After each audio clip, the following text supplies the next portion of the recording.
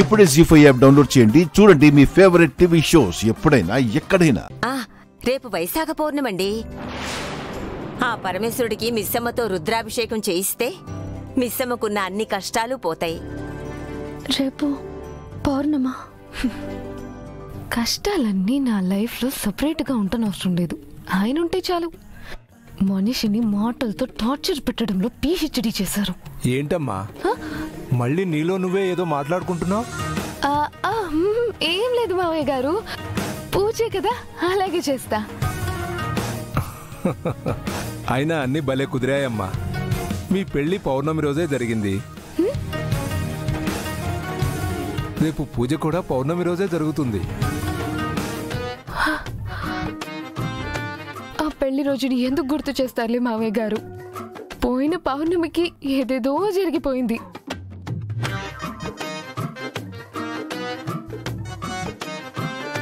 ఏం జరిగిందో ఇంకా క్లారిటీ లేదు. అంతలోనే ఇంకో పౌర్ణమియా? ఈసారి ఏం జరుగుతుందో ఏమో.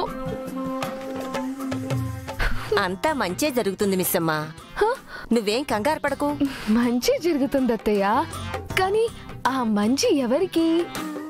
జరిగేవి చూస్తుంటే నాకైతే జరిగేలా కనిపించడం లేదు. చూద్దాం రేపు పౌర్ణమి రోజు ఏం జరుగుతుందో. దేవుడా,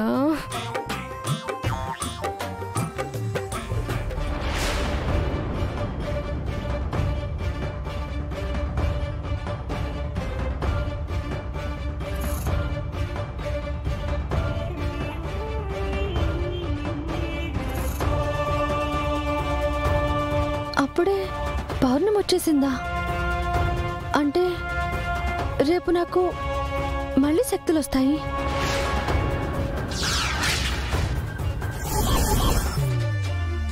అప్పుడు కూడా పెళ్లి పౌర్ణమి ఒకే రోజు రావడం ఏంటి?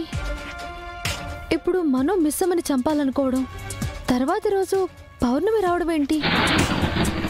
ఇదే టైంకి గుప్తా గారు కూడా పనుందని యమలోకానికి వెళ్ళిపోయారు. ఇది మిస్సమ్మని కాపాడుకోవడానికి ఆ దైవం నాకిచ్చిన అవకాశమా? సరిగ్గా పౌర్ణమి రోజు జరగబోయే సమరంలో విజయం ఎవరిది? ఇప్పుడు మనోహరి పగ గెలుస్తుందా? నా ప్రేమ గెలుస్తుందా? మిస్సమ్మ పట్టుదల గెలుస్తుందా?